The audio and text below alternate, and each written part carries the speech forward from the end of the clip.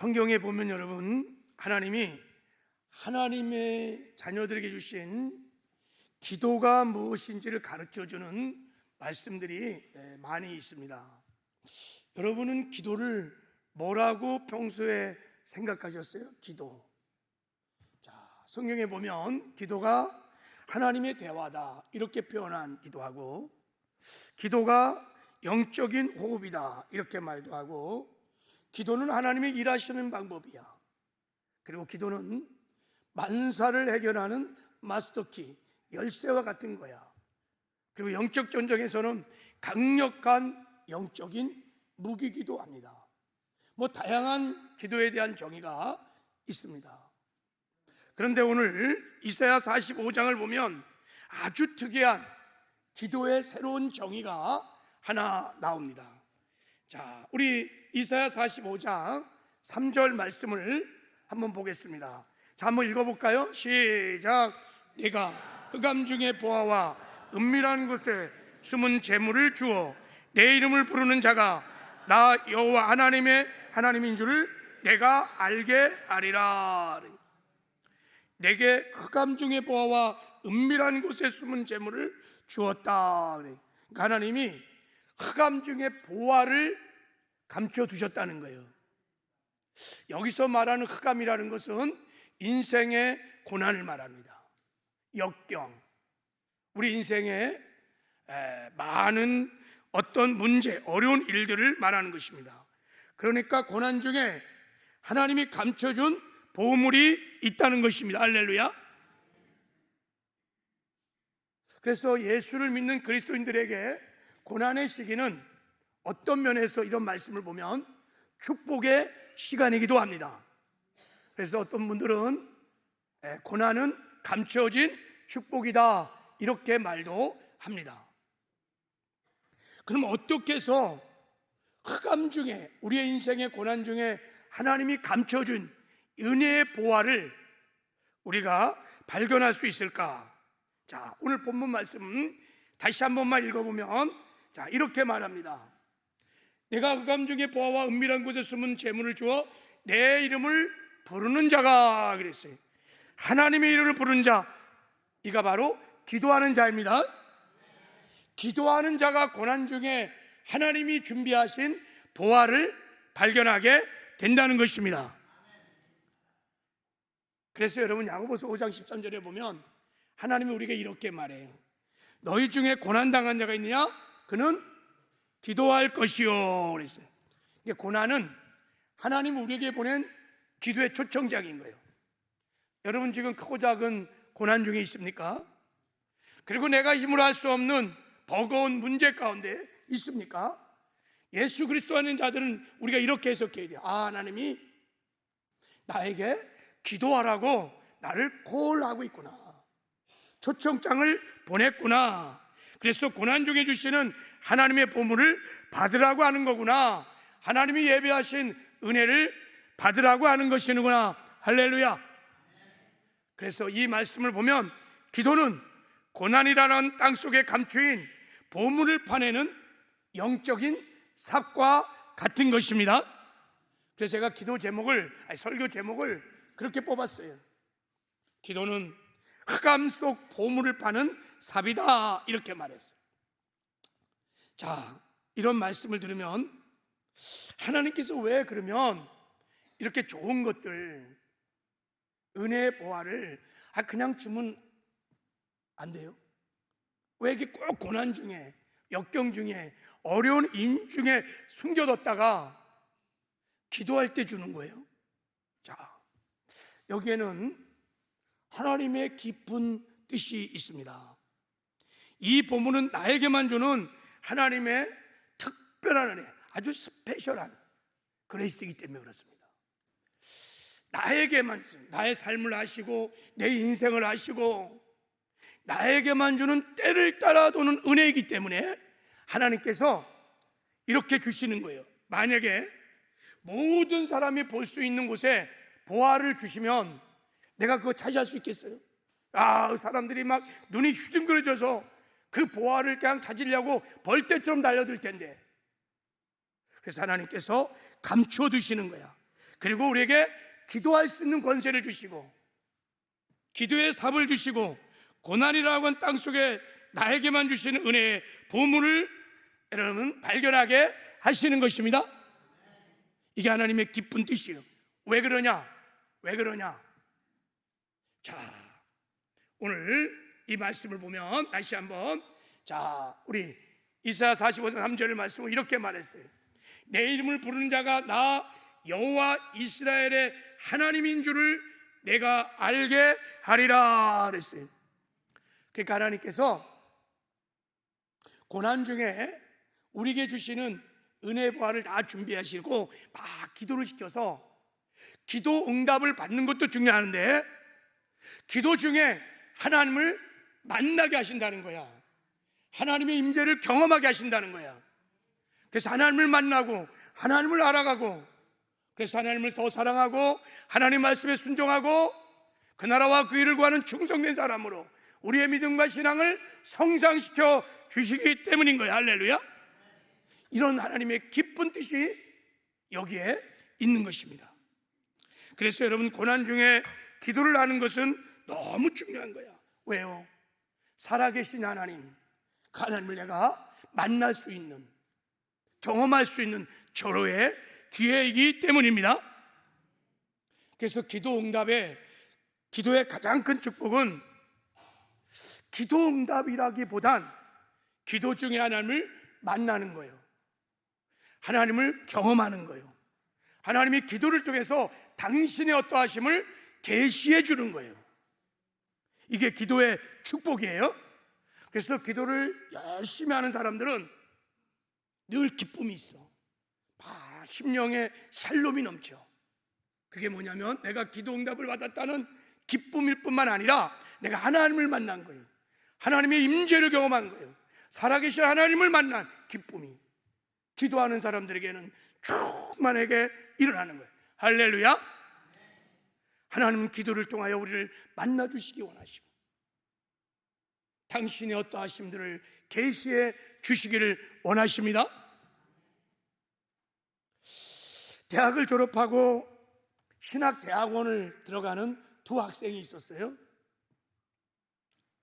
한 학생은 부모가 부자야, 부자. 돈이 굉장히 많이 있었어요. 남대문 시장에서 큰 가게를 하기 때문에 부자였어요. 그러니까 이 친구는 등록금 걱정이 없어. 그냥 이제 신대원 가면 그 당시 신대원이 등록금이 70만 원이었어요. 큰 돈이죠. 그러니까 뭐 걱정 없으니까 기도도 하지 않고 부모님이 주신 등록금 가지고 신학교에 입학을 했어요.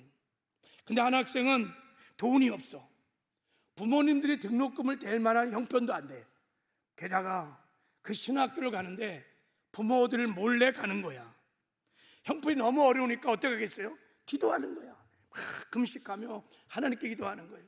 하나님, 등록금을 주세요. 등록금을 주세요. 매 학기마다 늘 하나님 등록금을 주세요. 기도를 하는데 이 소문이 저 여의도 순복음교회 권사님에게 알려졌어. 근데 여의도 순복음교회는 권사에서 1년에 딱 한 명씩 신학생에게 전액 장학금을 주는 그런 제도가 있었어요. 그래갖고 이 소문을 듣고 이 신학생이 여러분 여의도 순복음교회 권사님으로부터 장학금을 받았어요. 그래서 이제 신학교에 입학을 하게 됐어요. 자, 이 학생은 기도하다가 등록금을 받은 기도응답의 기쁨도 컸지만 그 등록금을 공급하시는 하나님을 만나는 하나님의 임재를 경험하는 큰 은혜를 받았습니다. 그래서 부모가 부자였던 그 학생과 좀 신학교를 다니는 태도가 다를 수 있어요. 야, 하나님이 나를 신학교에 보냈구나. 하나님이 나와 함께 하시구나. 이런 소명감을 가지고 하나님이 나와 함께 한다는 임마누엘의 확신을 가지고 신학을 알 수 있었어요. 할렐루야. 이 이야기가 이 두 번째 학생이 저예요. 저. 하나님이 신대원 6학기 동안 공급해 줬어. 근데요, 한 번도 그냥 주신 적이 없어. 기도하고 몸부림치고 기도하면 하나님이 그때 주시는. 할렐루야.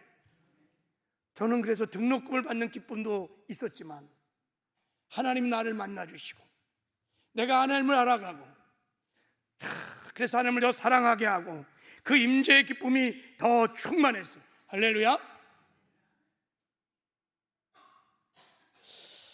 어느 회사에 사장님이 있었습니다. 그는 오롯이 사업에만 빠진 사람이었어요. 돈 벌고 사업하고 돈 벌고 사업하고 막 사업하고 돈 벌고, 그리고 얼마나 구두쇠인지 하여간 근건 전략을 해갖고 돈을 많이 벌었어요. 한 돈밖에 몰라 열심히 막 사업을 하고 일하니까 어느 날 과로가 와갖고 퍽 하고 쓰러졌어. 그래서 병원에 실려갔는데 진단을 했는데 간암 말기예요. 간암 말기. 그래서 병원에서 치료를 받는데 복수도 계속 차고 가망이 없어 보이자 그냥 어쩔 수 없이 퇴원을 하고 집에서 이제 죽을 날만 기다리며 사는 거예요. 정말 그의 인생에 지륵 같은 어둠이 온 겁니다. 밀려온 거예요. 근데 참 감사한 것은 그의 딸이 아주 신앙이 좋은 딸이 있었어요. 그렇게 이제 죽어가는 날을 기다리는 아빠 앞에서 딸이 이렇게 말했어요. 아버지, 비로소 때가 되었습니다. 그런 거예요. 비로소 때가 되었습니다. 이렇게 말했어요. 무슨 때가 됐냐? 하나님께, 아버지가 하나님께 매달릴 때가 되었습니다. 기도할 때가 되었습니다. 이 아버지는요, 청년 때 아주 신앙생활을 열심히 했던 사람이었어요. 근데 어느 날 이제 돈의 욕심도 생기고 돈을 벌여야 살지, 그래갖고 그냥 사업을 하면서 차일피일 교회도 안 다니고 신앙생활을 방학하고 있었던 분이었어요. 그래서 딸이 이제 아버지를 설득하고, 아버지 이제 병들었으니 회사도 못 가지요, 일할 것도 없지요, 바쁠 것도 없으니까 우리 오늘부터 새벽 기도 갑시다. 이렇게 와요. 새벽 기도. 그래서 아버지가 딸의 손에 잡혀서 새벽 기도를 나가기 시작해요. 하루, 이틀, 일주일, 2주일, 자그마치 40일 동안 새벽 기도를 하기 시작했어요. 40일이 지나고 시간이 지난 후에 기적이 일어나기 시작했어요. 새벽 기도를 마치고 잠시 잠을 자는데 환상을, 꿈을 꿨는데, 아니 예수님이 자기 배에 딱 이렇게 안수를 하고 기도를 하는 환상을 꿨대요. 아니 담임 목사님이 안수하는 것도 아니고 하나님이 직접 자기 배에 타놓고 안수 기도를 하는 것을. 그러니까 이분이 꿈을 깬 다음에 야, 하나님이 나를 치료하시는구나, 믿음이 확 들어온 거예요. 그래서 이제부터 믿음을 가지고 막 기도하는 거예요. 나는 나았다, 나는 치료되었다, 막 믿음으로 선포하면서 막 감사를 하면서 기도를 하다가 드디어 치료의 역사가 일어나기 시작했어요. 복수가 꺼지고 그가 치료되고 회복되는 놀라운 치료의 은혜를 받게 되었어요. 그래서 이분이 이렇게 기도해서, 하나님 감사합니다. 제가 죽을 날만 기다리다가 하나님이 저에게 생명을 연장시켜 줬으니 이제 사는 것은 덤으로 사는 것입니다. 정말 하나님, 정말 뜻있는 삶을 살고 싶습니다. 하나님의 기쁨이 되는 삶을 살고 싶습니다. 나머지 내 인생 후반전은, 전반전은 맨날 돈 벌려고 그렇게 살았는데 인생 후반전은 하나님 덤으로 사는 인생, 정말 뜻있게 살고 싶습니다. 이렇게 기도하니까 이런 마음이 들더래요. 아, 그렇구나. 내가 이제부터 돈을 벌면 이 수입의 전체를 내 것이 아니고 하나님 것이다 드리고, 나는 10의 1만 쓰고 10의 9를요 10의 9를 내가 하나님을 위해서 써야지. 그래서 결단을 하고 그 다음부터 사업에서 수입이 생기면은 10의 9를 베풀기 시작했다는 거예요. 감사원금도 드리고 건축원금도 드리고 선교사님들도 막 후원하고 가난한 사람에게 구제도 하고. 근데 놀라운 것은 그렇게 막 계속 베푸니까, 10의 9를 푸니까 얼마나 기쁜지, 막 한없이 기쁘다는 거예요. 천국을 맛보며 막 누리며 사는, 그리고 세상에 영향을 미치는 아름다운 삶을 살게 되었다는 것입니다. 할렐루야. 여러분, 기도는 고난 중에 하나님이 감추어둔 은혜의 보물을 파내는 삭과 같습니다. 이 사장님은요, 질병이라는 고난 중에 기도함으로 자기 질병을 치료받았을 뿐만 아니라 하나님을 만나는 은혜를 받은 것입니다. 살아계신 하나님을 경험한 거예요. 그의 믿음이 자라고 신앙이 자라서 나눠주고 꺼주고 흘러내리는 세상에 선한 영향을 미치는 정말 아름다운 삶을 살게 되었던 것입니다. 바로 이 은혜가 하나님이 그의 질병의 고난 중에 흑암 중에 감춰준 하나님의 은혜의 보화였던 거예요. 그가 기도할 때 하나님이 그 은혜를 베풀어 주신 것입니다. 여러분, 이제 내일서부터 우리 고난주간을 맞이하여 고난주간 특별 새벽기도와 함께 63차 다니엘 특별 새벽기도를 시작하려고 합니다. 할렐루야. 여러분, 이런 특별 새벽기도에는 하나님께서 우리의 인생에 특별히 고난, 우리의 어떤 버거운 우리의 문제들, 그 가운데 하나님이 숨겨진 하나님의 은혜를 하나님께서 베풀기 위해서 열어주시는 복된 시간인 것을 믿으시길 바랍니다. 하나님이 저와 여러분의 형편을 잘 아십니다. 그리고 하나님은 때를 따라 돕는 은혜를 베풀어 주시기를 원하십니다. 그래서 여러분, 그 은혜의 보화를 감춰두시고 기도시키는 거예요. 기도를 통해서 그 은혜를 맛보아 누릴 수 있도록 하나님이 기도의 시간들을 배설해 주는 것을 믿으시기를 바랍니다. 특별히 교회에서 여러분, 전 성도가 이렇게 나를 시간을 정해갖고 작정하여 기도하는 것은 우연이 아니에요. 그냥 목사님이 또 늘 하는 연중 행사로 다니엘 새벽 기도를 하는 거구나, 그렇게 생각하면 안 돼요. 교회의 머리는 주님이십니다. 주님이 시간을 정하여 고난주간 특별 새벽 기도, 다니엘 특별 새벽 기도를 열어주신 줄을 믿습니다. 여러분, 이 믿음을 가지고 그렇구나, 이번에 다니엘 특별 새벽 기도를 통해 하나님이 나의 삶 속에 예비하시고 준비하신 은혜의 보화가 있구나. 할렐루야. 그리고 우리가 믿음을 가지고 부르짖어 기도할 때 하나님께서 보화를 발견하는 큰 은혜를 베풀어 줄 줄을 믿습니다. 여러분의 문제도 해결될 뿐만 아니라 여러분의 소원들도 응답될 뿐만 아니라 더 넘어서 하나님을 만나는, 하나님을 경험하는, 여러분이 하나님의 사람으로 변화되는 놀라운 은혜를 베풀어 주실 것입니다.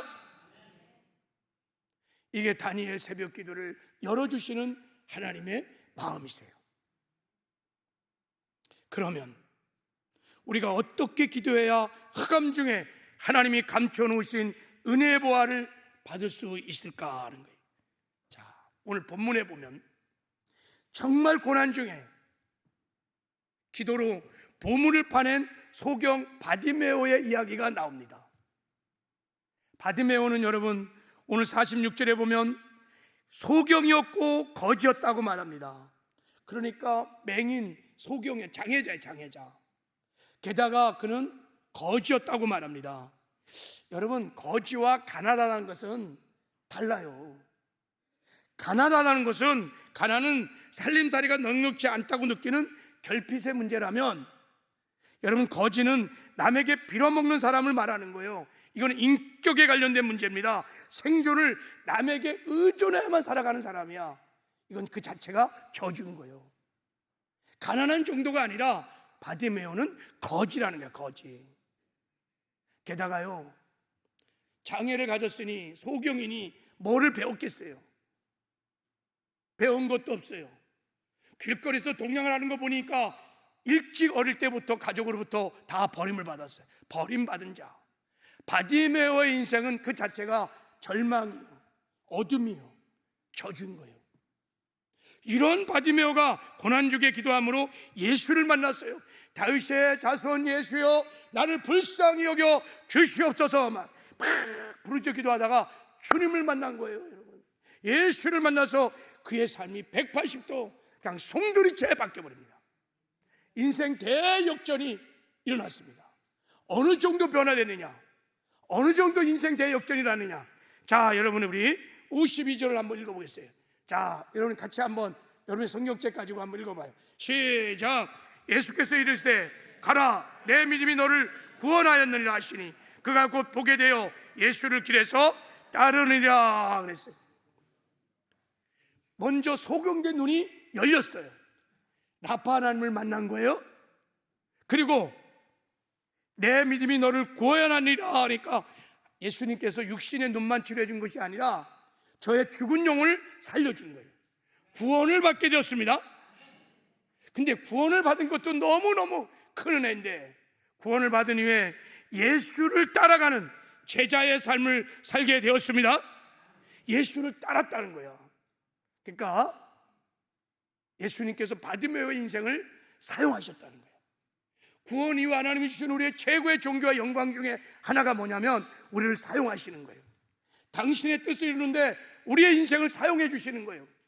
바디메오에게 치료의 은혜도 주시고 구원의 은혜도 주시고 예수를 따르는 제자가 되는 종교와 영광을 입혀 주셨습니다.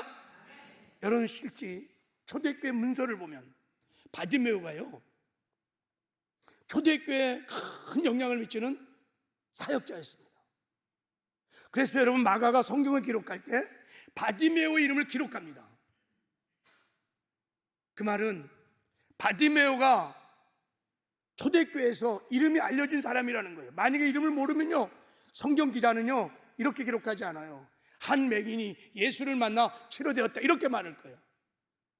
바디메오는 이미 이 성경이 기록될 당시에 이미 초대교회 바닥에 영향을 미치는 리더였습니다. 그의 삶이 얼마나 존귀하고 아름다운 사였습니다. 여러분, 바디메오는 맹인이었잖아요. 그리고 거지였어요. 버림받았어요.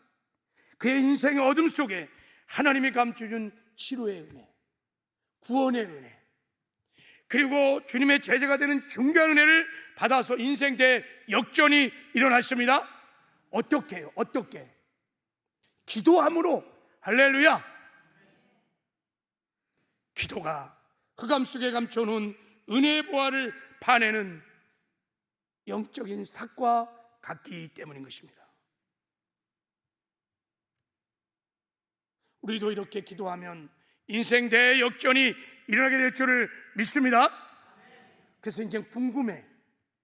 받으면 어떻게 기도했길래 정말 그 삶 자체가 저주고 어둠이었던 이 인생의 한순간에 이렇게 인생 대역전이 일어나는가, 그렇게 아름다운 삶을 살 수 있는 인생의 대역전이 일어나는가. 도대체 받으면 어떻게 기도했길래 이런 어둠 속에 감춰진 내 인생의 고난과 문제 속에 감춰주신 하나님의 은혜를 이렇게 마음껏 누릴 수 있었을까 하는 거예요. 궁금하죠? 할렐루야. 그래서 한번 바디메오의 기도를 잠깐 살펴보려고 해요. 자, 첫 번째, 바디메오의 기도는요, 이 본문을 말씀 보면, 자, 우리 방송실 비튼 띄워보세요. 바디메오는 하나님의 은혜를 사모하는 간절한 마음으로 기도를 했어요. 간절함의 기도가 감춰진 은혜의 보화를 캐내는 기도입니다. 할렐루야.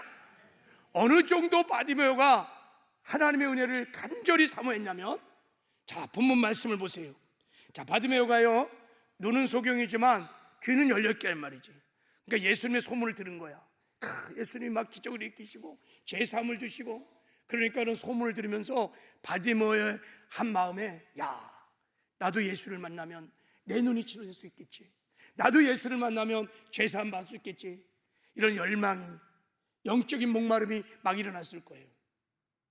근데 눈이 어두우니까 내가 예수를 찾아뵙지를 못하는 거야. 갈망이 있었을 거예요. 그러다가 예수님이 여리고에 들어온다는 소식을 들은 거예요. 자, 보세요. 자, 46절에 보면 예수님이 여리고에 이르렀더니 도착했어요. 그리고 여리고 속에서 사역을 하셨어요. 얼마나 사역한지 잘 모르겠어요.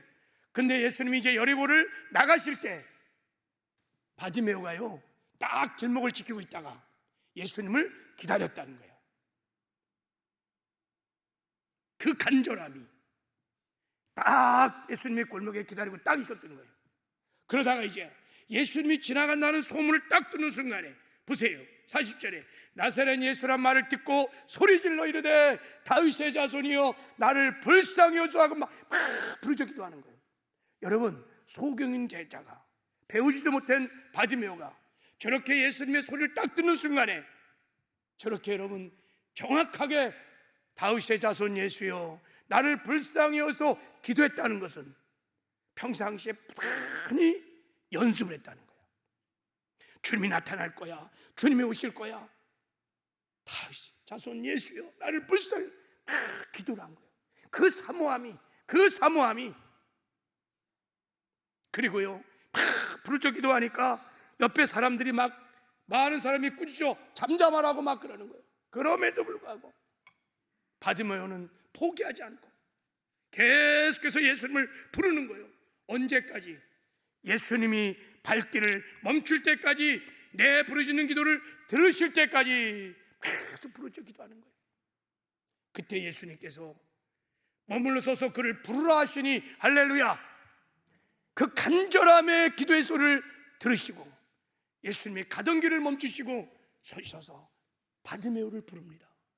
여러분, 우리 하나님은요 간절히 부르짖어 기도하는 하나님의 자녀의 소리를, 그 기도의 소리를 외면하지 아니하시고 만나주시고 응답하시는 것을 믿으시길 바랍니다. 이게 하나님의 아버지의 마음이에요. 우리가요 자식을 키워봤잖아요. 애들이 클 때 진짜 울음과 가짜 울음이 있어. 가짜 울음은요 그냥 칭얼대는 거야. 그러면 엄마가 잘 알아. 저건 가짜야.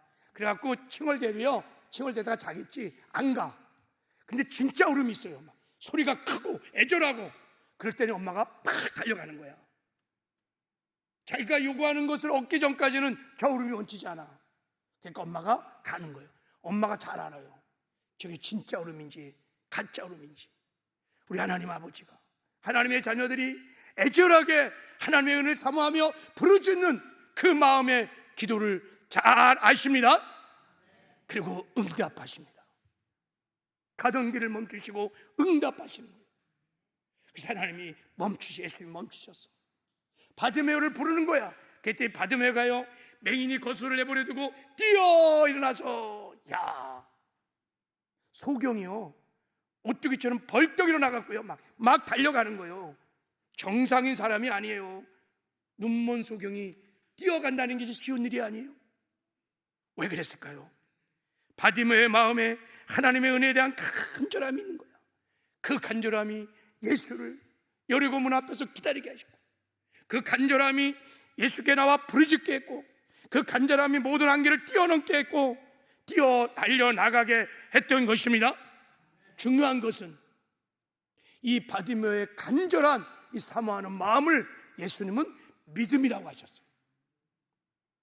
52절에 가라 내 믿음이 너를 구원하셨느니라, 믿음대로 될지어다 하는 간절함이, 그 사모함이 바디메오의 믿음이었다고. 주님이 그 믿음을 통하여 그의 눈을 치료하시고 구원의 은혜를 베푸시고 주님의 제자가 되는 존귀와 영광을 입혀주셨습니다. 여러분, 우리에게도 바디메오와 같은 하나님의 은혜를 사모하는 간절한 마음이 필요합니다. 할렐루야. 이것이 부활을 발견하는 능력인 거예요. 내 인생의 고난 중에, 역경 중에 하나님이 감춰준, 창세전부터 하나님이 예비하신 그 놀라운 어메이징 그레이스를 발견하는 비결은 바디메오처럼 간절함으로 하나님께 기도하는 것입니다. 할렐루야. 하나님 말씀하셨어요. 시편 107편 9절에 그가 사모하는 영혼에게 만족을 주시며 줄인 영혼에게 좋은 것을 채워주심이로다. 하나님은 언제나 간절히 기도하는, 사모하는 자들에게 응답해 주십니다. 성경에 기도하는 사람을 보십시오. 성경에 보면 기도 응답을 가장 잘 받은 능력 기도를 야고보서 5장에 보면 엘리야의 기도라고 말합니다. 야고보가 기도의 모델로 누구를 잡았냐면 엘리야의 기도를 본받으라고 합니다. 얼마나 엘리야 기도가 능력 있냐면요, 그가 기도하면요 하늘 문이 닫혀 열려 3년 6개월 동안 비가 내리기도 하고 멈추기도 하는 능력 기도를 엘리야가 했어요. 엘리야가 어떻게 기도했을까요?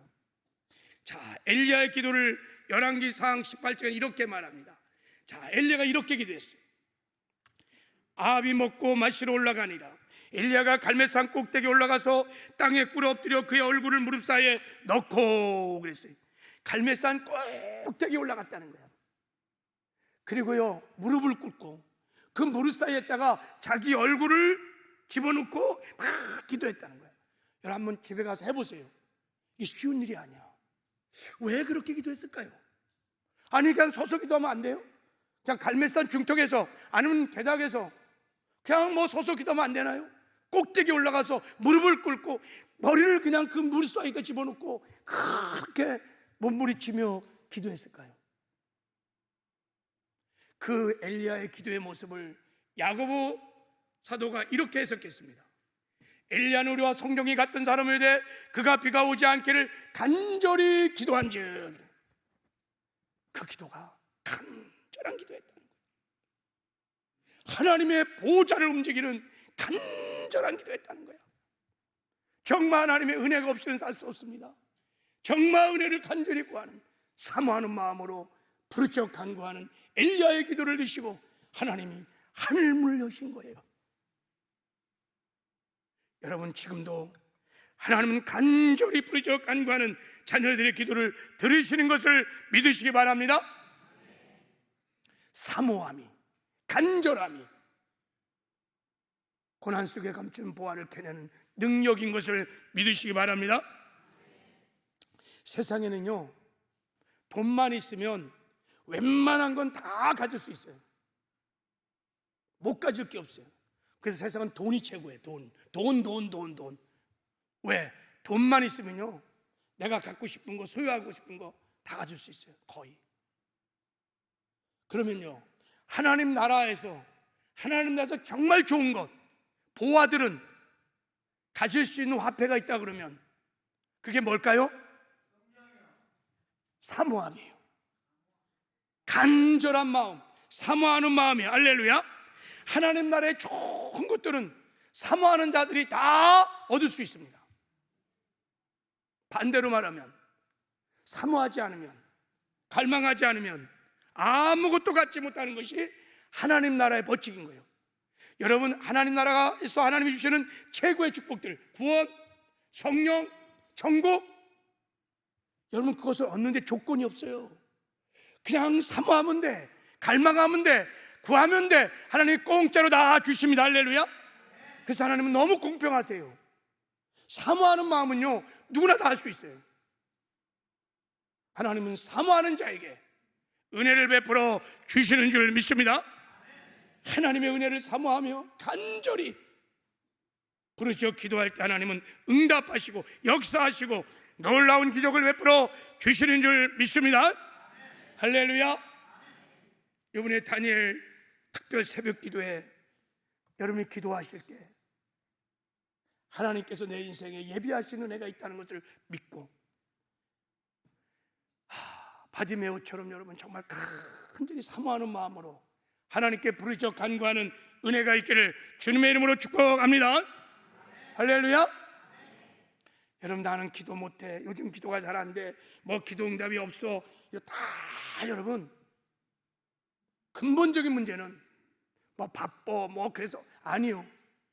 우리 안에 그 기도를 사모하는, 은혜를 사모하는 열정, 그 사모함, 간절함을 다 잃어버렸기 때문인 거예요. 우리 교회뿐만 아니라 한국교회 그 은혜를 사모하는 간절함이 얼마나 충만한지 몰라요. 그래서 기도 산마다 막 가서 부르짖고 새벽마다 철야 때마다 막 간절함을 기도할 때 하늘문이 열리는 역사가 막 일어났어요. 근데 어느 순간부터 이 간절함을 다 잃어버리기 시작한 거예요. 기도에 대한 열망이 없어요. 기대도 없어요. 여러분 이게 진짜 문제예요. 우리의 인생의 고난, 역경, 문제가 이게 진짜 문제가 아니에요. 우리 안에 하나님의 은혜를 사모하는 갈망을 다 잃어버린 거예요. 여러분, 다시 간절함을 회복하고 이번에 다니엘 새벽기도에 부르짖어 기도해서 하나님 내 인생에 예비하신 은혜를 누리는 저와 여러분 되기를 주님의 이름으로 축복합니다. 한 가지 더. 자, 바디메오의 기도는 특징이 있는데 분명한 기도의 목표를 가지고 기도를 했다는 거예요. 예수님께서 바디메오를 불렀어요. 그리고 딱 물었어요. 내가 무엇을 해주기를 원하느냐? 그랬더니 바디메오가 그냥 거침없이 망설임 없이 주여 내 눈이 띄어지기를 원하나이다, 보기를 원합니다. 바디메오의 기도의 제목은 확실했어요. 분명했어요. 보는 것. 여러분, 이 바디메오의 기도의 태도를 하나님은 믿음이라고 하셨습니다. 기도의 목표를 분명히 하는 것, 이것이 믿음이에요. 왜냐하면 믿음에서 분명한 기도 제목이 나오기 때문인 거예요. 안 믿으면요 그냥 두리뭉실하게 기도합니다. 기도 제목도 없어요. 대충 기도해요. 안 믿기 때문에 그래요. 제가 신방을 가보면 물어요. 성도님, 기도 제목이 뭘까요? 무엇을 해서 기도해요? 그러면요 즉석에서 이렇게 기도해. 그런 사람이 별로 없어요. 그냥 기도해 주세요. 뭐 건강을 위해서, 뭐 신앙생활 잘, 굉장히 비상적이에요. 정확하게 주여 보기를 원합니다 하고 막 즉시 대답하는 사람이 별로 없어요. 왜 그럴까요? 기도응답이 확신이 없는 거야. 기도응답이 확신이 없는 거야. 내가 정말 기도하면 하나님이 들으시고 응답한다는 확신이 없는 거예요. 내 기도를 정말 하나님이 들으시고 응답하는 걸 믿는다면 여러분, 바디메오처럼 기도가 제목이, 기도의 목표가 분명할 수밖에 없는 거예요. 그래서 평생 기도의 삶을 살았던 기도의 대가 E.M. 바운즈가 이런 말을 했어요. 자, 뭐라고 했느냐? 구체적인 기도는 구체적인 응답을 받고 모호한 기도는 모호하게 응답을 받는다 그랬어요. 애매모호하게 가면요 알쏭달쏭 애매모호하게 응답을 받는다는 거야. 구체적으로 기도하면 구체적으로 응답을 받는다는 거. 왜 그럴까요? 이 기도의 대가가 깨달았어요. 기도의 제목이 명료한 것은 믿음의 문제이기 때문에 그런 거예요. 왜 기도 제목이 없습니까? 안 믿는 거예요.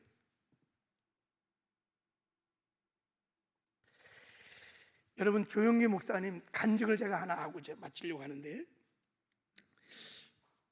조영기 목사님의 4차원의 영성이라는 책에 보면 간증이 많이 있는데, 조영기 목사님이 젊은 전도사 시절을 회고하고 간증했던 아주 은혜로운 간증이에요. 조 목사님이 책상과 의자와 자전거를 하나님께 기도했을 때 얻었다는 간증인데요, 목회를 시작할 때 굉장히 가난했어요. 그러니까 집안에 가구도 없고 마룻바닥에서 먹고 마시고 자고 공부하고 수십 리를 가더라도 뭐 타고 다닐 게 없으니까 수십 리를 걸어서 신방하고 전도하고 너무 목회가 힘든 거예요. 불편한 거예요. 그래서 조영기 목사님이 어느 날 성경책을 읽다가 예수 안에서 믿음을 가지고 예수 이름으로 기도하면 무엇인지 하나님이 응답한다는 말씀을 딱 읽는데 믿음이 들어온 거야. 그래서 기도를 하기로 결정해요. 하나님, 저에게 의자와 책상을 주세요. 주의 종이 책상과 의자가 있어야 설교도 준비하고 공부도 하고 또 신방 다니고 그러려면 자전거가 있어야 되지 않겠어요? 자전거 한 대만 주세요. 기도 시작했어요. 하루 이틀 6개월을 기도했는데 응답이 없는 거야. 6개월을. 그냥 눈물이 나더래. 눈물이. 아니 그까짓 것도 응답도 안 하시고 낙심이 되고 막 눈물이 나는데 그럼에도 불구하고 기도를 계속했대요. 그래서 기도를 포기하려고 하는 어느 순간에 하나님의 내적 음성이 들어오는데 하나님이 이렇게 말씀하시더래요. 아들아, 내가 원하는 것을 좀 더 구체적으로 구하거라. 이런 감동이 왔대요. 그렇구나. 책상도 여러 종류가 있고 의자도 여러 종류가 있고 자전거도 뭐 삼천리표도 있고 뭐 미제도 있고 뭐 일제도 있고 다 있으니까 그렇구나. 그래갖고 이제 구체적으로 하나님, 의자는요 바퀴가 달려갖고 움직이는 의자 주세요. 책상은요 마하가니라는 책상이 있었던가 봐. 그런 책상 좋은 거 주세요. 그리고요 자전거는 이왕 주려면 미제를 주세요. 미군들이 타고 다니는 자전거들이 많이 있었던 거. 그래갖고 막 이제 기도를 하는 거예요. 막 기도하는데 가슴에요 막 기도의 불이 막 붙으면서 하나님의 말씀이 딱 생각나더래요. 로마서 4장 17절에 그의 믿음 바 하나님은 죽은 자를 살리시며 없는 것을 있는 것 같이 부르시는 이신이라. 이 말씀을 탁 부딪혀오는데요, 자기가 이 말씀을 실천하기로 했대요. 어느 날 예배를 이렇게 딱 드리고 성도들 앞에 선포했대요. 여러분, 제가 지난 6개월 동안 기도했던 마호가니 책상과 바퀴 달린 의자와 미제 자전거를 응답받았습니다. 그러니까 성도들이 박수를 치면서 와, 그렇게 이제 궁금하잖아요, 그죠? 그래갖고 막 이제 예배를 마치고 나는데 이 조 전도사님 집으로 막 사람들이 막 몰려온 거야. 미제 자전거 보려고, 바퀴 달리는 의자 보려고. 근데 와봤더니 방이 텅텅 비었어. 아무것도 없는 거예요. 그래갖고 당황하는 성도들에게 예수님이 그렇게 말했대요. 조 목사님이 이렇게 했대요. 내가 기도해서 이미 내 마음에는 다 응답을 받았습니다. 하나님이 때가 되면 반드시 책상과 의자와 자전거를 주실 것입니다. 그랬더니 막 성도들이 배꼽을 막 잡으면서 막 웃다가 우리 전도사님 좀 이런 거 아니야? 자, 그러기를 며칠이 지난 후에 길을 가는데 미국 선교사를 만났대요. 미국 선교사님이 조 전도사, 내가 이제 너무 몸이 아파서 본국으로 돌아가야 될 것 같아.